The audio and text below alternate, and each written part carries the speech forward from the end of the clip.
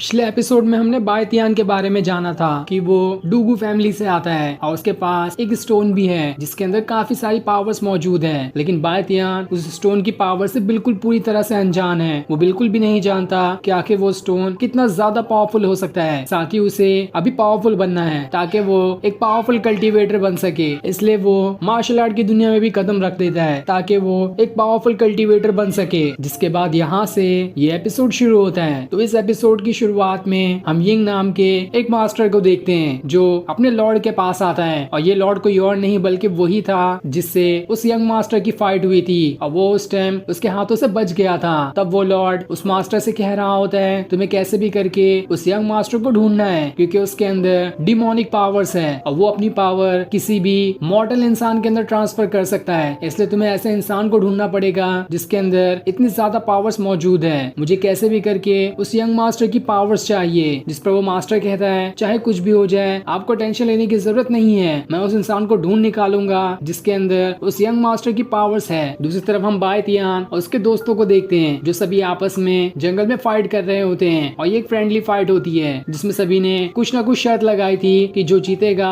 उसे पैसे मिलेंगे। वहीं बायतियान मिंग के भाई से लड़ रहा होता है जहाँ दोनों के बीच अच्छी लड़ाई होती है। लेकिन अब भी मिंग का भाई उसके सामने काफी ज्यादा पावरफुल होता है। तब बायतियान अपने ग्रैंडपा की बातों को याद करना शुरू कर देता है जहाँ उन्होंने उसे कुछ टेक्निक वगैरह बताई थी कि किस तरह से वो फाइट कर सकता है। तब बायतियान अपने ग्रैंडपा से पूछता है जब आप मुझे उतनी पावरफुल टेक्निक सिखा ही नहीं सकते तो आपने मुझसे ट्रेनिंग क्यों ली। जिस पर उसके ग्रैंडपा कहते हैं तुम्हें शुरू से शुरुआत करनी होगी, मैंने ट्रेनिंग तुम्हारी इसलिए ली ताकि तुम मार्शल आर्ट की दुनिया को समझ सको कि वहाँ पर सक्सेस पाना इतना आसान नहीं होता है, बहुत मुश्किल होता है एक अच्छा कल्टीवेटर बनना। और ये तो तुम्हारी प्रैक्टिस की शुरुआत ही थी, तुम धीरे धीरे अपना सफर शुरू करोगे तभी तुम्हारी पावर्स बढ़ेगी और एक दिन जो तुम्हारे पास स्टोन है उसकी पूरी पावर्स को तुम कलेक्ट कर पाओगे। वहीं बायतियान अब दोबारा से मिंग के भाई से फाइट करना शुरू कर देता है जहाँ मिंग का भाई तो उसे उठाकर पटक देता है और इस बार भी बायतियान उसके सामने हार जाता है। लेकिन तभी वहाँ पर वो बदमाश लोग आ जाते हैं जिनकी बायतियान के साथ रेस्टोरेंट के अंदर फाइट हुई थी। तब उन्हें देखकर बायतियान उनसे कहता है अरे हम तो दोबारा से मिल गए लेकिन मुझे तो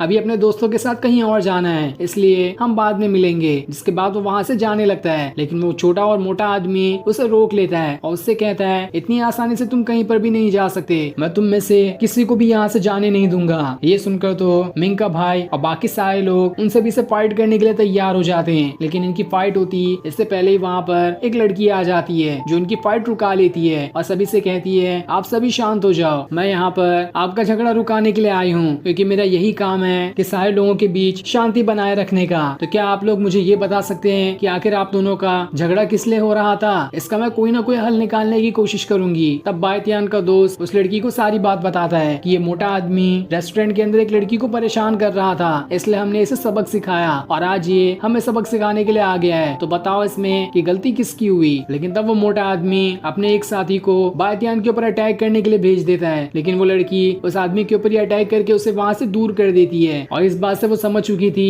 कि इसमें बायतियान और बाकी सभी निर्दोष हैं और सारी की सारी गलती इस मोटे आदमी की ही होगी। जिसके बाद वो बायतियान से उसका नाम पूछती है जिस पर बायतियान उसे अपना नाम भी बताता है और अपनी फैमिली का सरनेम भी बताता है। लेकिन जब वो लड़की ये सुनती है कि बायतियान डूगू फैमिली से है तो वो एकदम हैरान रह जाती है क्योंकि डूगू फैमिली के ही किसी बंदे को ढूंढने के लिए उसके मास्टर ने उसे यहाँ पर भेजा था। इसलिए वो बायतियान से कहती है मुझे तुमसे कुछ काम है इसलिए क्या तुम मेरे साथ कुछ समय अकेले में बिता सकते हो। जिस पर बायतियान मान जाता है। ये सुनकर वो लड़की उस मोटे आदमी से कहती है मेरी मानो तो आप सब यहाँ से चले जाओ, ये झगड़ा हम बाद में भी कंटिन्यू कर लेंगे। जिस पर वो मोटा आदमी झगड़े को अभी रोकने के लिए मान जाता है और फिर वो लड़की बायतियान और बाकी सभी को लेकर वहाँ से जाने लगती है। लेकिन तब वो मोटे आदमी का साथी उससे कहता है इतनी जल्दी तुमने झगड़ा रुका दिया, ऐसा कैसे हो सकता है, तुम उससे डर गए क्या। लेकिन वो मोटा आदमी कहता है मैं और इनसे डर जाऊं, ऐसा कभी नहीं हो सकता, इनकी तादाद देखो अभी काफी ज्यादा है इसलिए मेरे पास एक बहुत अच्छा प्लान है। उस प्लान के हिसाब से मैं एक एक को चुन चुन कर मार डालूंगा और किसी को खबर भी नहीं होगी। इधर बायतियान और वो लड़की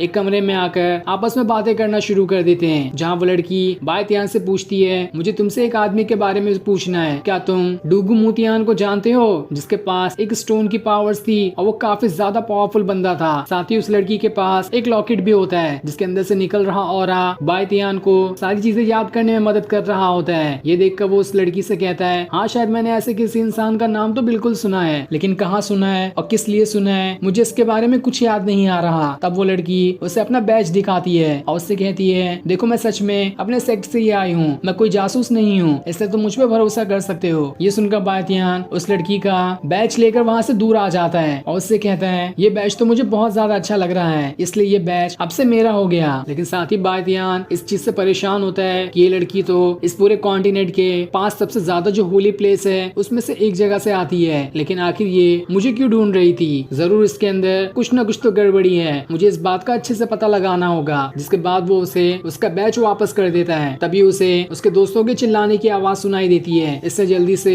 वो वहाँ पर जाकर देखता है और जब वो वहाँ पर आता है, वो मोटा आदमी अपने सारे साथियों के साथ उसके दोस्तों को मार रहा होता है, जिसमें से उसने काफी लोगों को तो जान से भी मार दिया था। ये देखकर बायतियान एकदम घबरा जाता है। उसे तो समझ ही नहीं आ रहा था कि अचानक में ये सब क्या हो गया। वो अपने दोस्त के पास आता है और उसे संभालने की कोशिश करता है, लेकिन उसका दोस्त उससे कहता है, जब तुम उस लड़की के साथ अकेले में बात करने गए थे तब पीछे से ये मोटा आदमी आकर हम सभी के ऊपर अटैक कर दिया इसने और पीछे से ही हमारी जान लेने की कोशिश की। इतना कहने के बाद बायतियान का दोस्त वहीं पर मारा जाता है। ये देखकर बायतियान काफी ज्यादा उदास हो गया था। जिसके बाद वो मोटा आदमी अपने बाकी साथियों से भी कहकर बायतियान और बाकियों के ऊपर भी अटैक करवाना शुरू कर देता है ताकि वो लोग उसकी भी जान ले सके। ये देखकर बायतियान एकदम ज्यादा गुस्सा हो जाता है और फिर अपनी स्टोन की पावर्स को थोड़ी थोड़ी बढ़ाना शुरू कर देता है। जहाँ वो स्टोन अब ग्लो करना शुरू हो गया था और फिर वो उसका इस्तेमाल करते हुए सारे लोगों के ऊपर अटैक किए जा रहा होता है, लेकिन तब भी वो उनका कुछ बिगाड़ नहीं पाता। लेकिन अब वहाँ वो लड़की आकर उन्हें रुक जाने कहती है और उस मोटे आदमी से कहती है, तुमने बहुत बड़ी गलती कर दी, तुमने तो कहा था कि अब तुम झगड़ा नहीं करना चाहते हो, हम इस मैटर को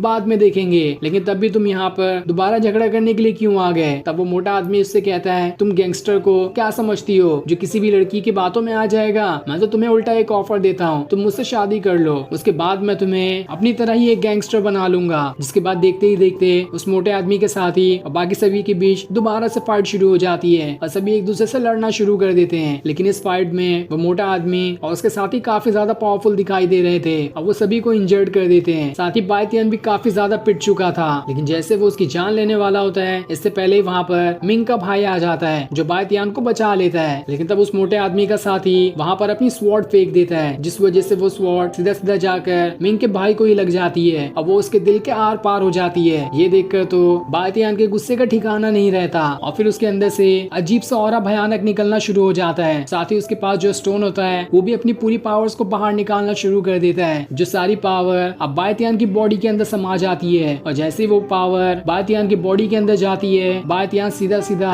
उस यंग मास्टर में ही ट्रांसफर हो जाता है, जहाँ वो बिल्कुल डेविल गॉड दिखाई दे रहा था, क्योंकि उस स्टोन के अंदर उसी यंग मास्टर की सारी पावर्स मौजूद थी जो गुस्सा होने की वजह से एक्टिवेट हो गई और अब वो सारी पावर बायतियान के अंदर समा चुकी है, जिस वजह से बायतियान उस यंग मास्टर में बदल जाता है। ये देखकर तो आसपास खड़े जितने भी लोग होते हैं उनके पसीने छूट जाते हैं। वो लोग तो बायतियान की ऐसी शक्ल देखकर एकदम ज्यादा डर चुके थे और यंग मास्टर तो हजारों सालों से उसी पत्थर के अंदर कैद था और बाहर निकलने के बाद वो इतना ज्यादा गुस्सा हो गया होता है कि उसकी कोई हद ही नहीं होती। वो कैसे भी करके कई सारे लोगों को यहाँ पर मारना चाहता था, जिसके बाद वो सबसे पहले एक आदमी को मारकर शुरुआत करता है, जहाँ वो आदमी तो उसे टच भी नहीं कर पाता और बायतियान अपने ऑरा की मदद से उस आदमी की जान ले लेता है। जो देखकर तो वो मोटू पतलू लोग भी हैरान रह गए थे, उन्हें तो समझ ही नहीं आ रहा था कि अचानक से इस बायतियान को हो क्या गया। ये तो बिल्कुल डेविल में बदल चुका है और इसकी पावर भी किसी इमॉर्टल से कम नहीं है। जिसके बाद बायतियान सारे लोगों के ऊपर अटैक करते हुए उन्हें वहाँ से दूर फेंकना शुरू कर देता है और अब सिर्फ वही मोटू पतलू लोग बच जाते हैं। जिसके बाद बायतियान उन दोनों की तरफ बढ़ना शुरू कर देता है। तब अपने आप को बचाने के लिए वो दोनों लोग भी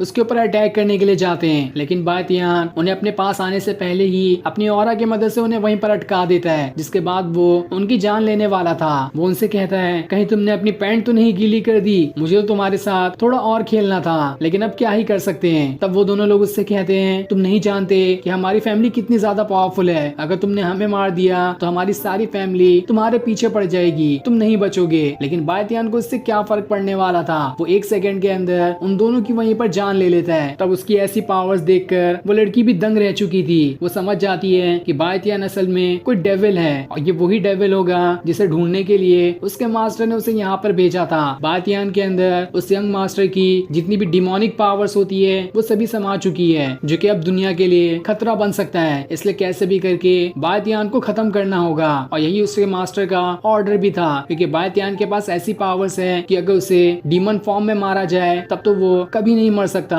वो हजारों बार खुद को रीइंकार्नेट कर सकता है, लेकिन जब वो कमजोर होगा तभी उसे मारा जा सकता है। उसके बगैर उसे कोई नहीं मार सकता। इसलिए वो लड़की अपनी स्वॉर्ड लेकर बायतियान से ही लड़ना शुरू कर देती है, लेकिन बायतियान उससे कहता है हट जाओ मेरे सामने से, मुझे अभी मिंग के भाई को बचाना है, मैं अपने रास्ते में किसी को आने नहीं दे सकता। लेकिन वो बेवकूफ लड़की बायतियान के पास ही चली जाती है ताकि उसके ऊपर अटैक करके उसकी जान ले सके, लेकिन बायतियान तो उसे अपने करीब ही आने नहीं देता और अपने ऑरा की मदद से आसपास जितने भी मरे हुए लोग होते हैं उन सभी की चोटों को ठीक करना शुरू कर देता है, जिस वजह से सारे लोग जो मर गए थे वो दोबारा से जिंदा हो जाते हैं। ये देखकर वो लड़की हैरान रह गई थी। उसे तो अब समझ में आता है कि बायतियान के पास उस डिमोनिक पावर होने की वजह से ऐसी पावर्स आ चुकी है कि वो मरे हुए को भी जिंदा कर सकता है। इसलिए वो दोबारा से बायतियान से फाइट करना शुरू कर देती है, लेकिन बायतियान अब भी उसे नहीं मारता। लेकिन तब उसे वो याद आता है कि मिंग ने उससे कहा था बायतियान ऐसा बनेगा जो हमेशा उसे प्रोटेक्ट कर सकता है, लेकिन जब तक उसके पास ऐसी डेविल पावर होगी तो इससे तो वो